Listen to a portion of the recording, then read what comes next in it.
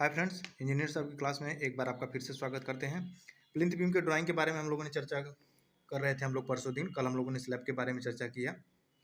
तो आज इसका साइट विजिट हम लोग करेंगे कि साइट विजिट कैसे होता है, क्या उसमें रेनफोर्समेंट बिछा होता है, उसके बारे में हम लोग बिल्कुल बेसिक लेवल से देखेंगे कि रेनफोर्समेंट कैसे बिछता है। छोटा सा हम पहले देख लेते हैं, ये PB1 हमारा है ना, इसके बारे में हम लोग चर्चा करेंगे कि PB1 है, इसका साइज कितना है, 300x500 है।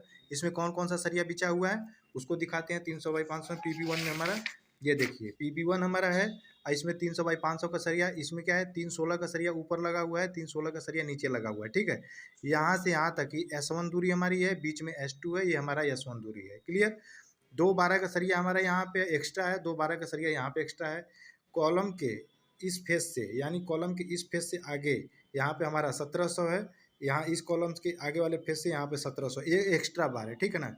जब भी अगर ऊपर से अगर लोड लगेगा तो हमारा यहाँ पे कंप्रेसिव लोड लगता है, जिससे कि क्या होता है, ये अगर लगेगा तो यहाँ पे ये कुछ इस प्रकार से घूमने की कोशिश करेगा। जब ये घूमेगा तो यहाँ पे लोड पड़ेगा, यहाँ पे जब लोड पड़ेगा तो यहाँ पे बेंडिंग मोमेंट ज़्यादा होगा, इसलिए इसको रोकने के लिए यहाँ पे हम एक्स्ट्रा बार का प्रयोग करते हैं। सीधी सी बात है। ठीक है फ्रेंड।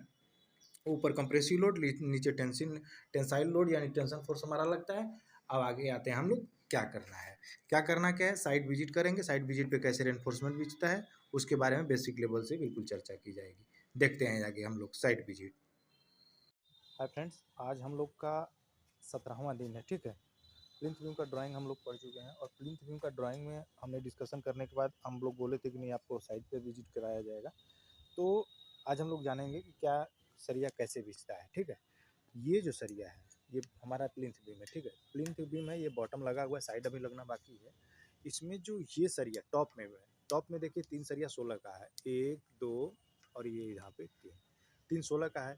इसमें जो ये 12 mm का सरिया है, ये उस फेस से एक्स्ट्रा है, यानी ये टॉप मेन बार है, 1 2 और ये हमारा 3, ये टॉप मेन बार है। अच्छा, बॉटम में कौन सा हमारा सरिया है, जो ऑल थ्रू सरिया लिखा रहेगा, जैसे 1 2 और ये 3 16 का सरिया हमारा नीचे है। ठीक है, तो ये ऑल थ्रू सरिया है। अगर जो वहीं अगर चेंज करना होगा तो आगे वाले बीम से जाके वो चेंज हो जाएगा।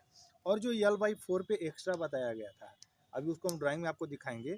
L/4 पे जो एक्स्ट्रा दिखाया गया वो L/4 पे यही चीज़ है। ठीक है, ये 12 mm का सरिया है। यहाँ पे एक कमी है, और कमी क्या है वो चीज़ बता रहे हैं। जब ये सरिया लगेगा तो इसके बीच में स्पेसर बार लगेगा। स्पेसर बार 25 mm से कम नहीं होना चाहिए। 25 mm क्यों लगाते हैं, 25 mm इसलिए लगाते हैं, जो हमारा ये गिट्टी का जो साइज होता है वो 25 और 20 mm का होता है। उससे अगर अधिक अगर हो जाएगा, कम रहेगा अगर, तो क्या होगा, इसमें से गिट्टी हमारा पास नहीं हो पाएगा, जिससे कि हनीकॉम्ब बन जाएगा। तो ये इस प्रकार से स्पेशल बार का प्रयोग करते हैं। अच्छा, एक चीज़ और देखिएगा, दिखाएंगे आपको, ये क्या चीज़ है, ये हमारा डक्ट है। डक्ट यानी साफ, इसी में से हमारा पानी का जो भी है ऊपर से ड्रेनेज का काम जो होता है, ऊपर से बह के हमारा आता है, यही हमारा पाइप लगता है। डेवलपमेंट लेंथ क्या होता है वो देख लीजिए। बीम में हमारा जो होता है, कॉलम के इस फेस से, यानी कॉलम के आउटर फेस से, इस फेस से हमारा जो होगा और यहाँ तक की जो दूरी होगी, यहाँ से ये कॉलम के इस फेस से और आगे तक 50D, 50D हमारा जितना है, मान लीजिए 20 mm का सरिया है तो 20 पंजे 100 यानी 1000।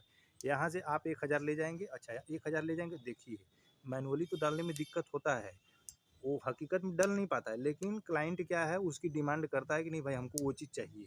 तो यहाँ से आप 1000 अंदर ले जाएंगे, 1000 ऐसे ले जाएंगे, फिर यहाँ पे कवर छोड़ के नीचे इसको जितना ले जाना वो ले ही जाना पड़ेगा। तो ये हमारा डेवलपमेंट लेंथ होता है।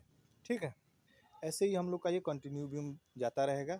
तो मेन बार कौन सा होता है, ये हमारा जो टॉप में होता है वो हमारा मेन बार है, 1 2 और 3। जस्ट इसके नीचे हमारा जो है वो जो हमारा होगा वो एक्स्ट्रा बार होगा। और एक्स्ट्रा बार का प्रयोग हम कहाँ कहाँ करते हैं, L/4 पे करते हैं। और कभी कभी क्या होता है, टॉप में देते हैं, कभी कभी बॉटम में देते हैं। टॉप में कब देते हैं, बॉटम में कब देते हैं, इस चीज़ को बताते हैं। जब भी हमारा कहीं पे अगर लोड पड़ता है अगर बीच में, तो ये यहाँ से क्या है, मुड़ने की कोशिश करेगा कुछ यहाँ से, तो ये खुलने ना पाए, इसलिए यहाँ पे हम लोग टॉप एक्स्ट्रा बार का प्रयोग करते हैं। बेंडिंग मोमेंट सबसे अधिक होने के कारण यहाँ पे लास्ट में हम लोग बीम के कॉलम के पास में यहाँ पे हम लोग एक्स्ट्रा बार का प्रयोग करते हैं। रिंग के बारे में हम बताए ही हैं। रिंग, अच्छा एक चीज़ और जान लीजिए, ये जो बेंडिंग वायर है, इतना जो वेस्टेज जा रहा है, ये बेंडिंग वायर इतना बड़ा हमारा नहीं होना चाहिए। ठीक है ना। और ये जो हमारा 45 पे ये हमारा हुक मुड़ा हुआ है, ये 45 पे एक तो मुड़ा हुआ है, लेकिन ये देखिए दूसरा वाला ये गलती हमारा है, ये चीज़ नहीं मुड़ा हुआ है, ये सीधे 90 पे है, जिससे कि बकलिंग का हम लोग का चांस बनता है। जब भी अगर लोड पड़ेगा तो ये हमारा बकलिंग हो कि हमारा क्या करेगा, हुक खुल जाएगा। तो इस चीज़ का हमको बिल्कुल बेसिक लेवल से ध्यान देना है। दूसरी चीज़ क्या ध्यान देना है बीम में हम लोग को, कवर ब्लॉक का। कवर ब्लॉक अगर नहीं लगाएंगे तो इसमें क्या होगा, एक साइड से अगर कवर ब्लॉक मिलेगा, दूसरी साइड से अगर कवर ब्लॉक नहीं मिलेगा तो हनीकॉम्ब आएगा और स्ट्रेंथ हमारा क्या होगा, बीम का ये कमज़ोर हो जाएगा।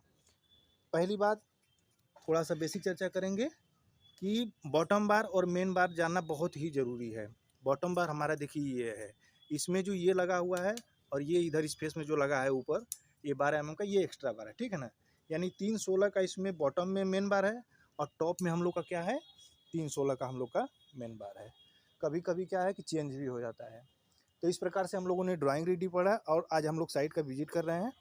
ऐसे ही वीडियो में बने रहिए। अगर वीडियो अगर अच्छा लग रहा है आपको तो लाइक और सब्सक्राइब करके बेल आइकन को तो अभी दबा लीजिए। तब तक के लिए धन्यवाद। जय हिंद, जय भारत।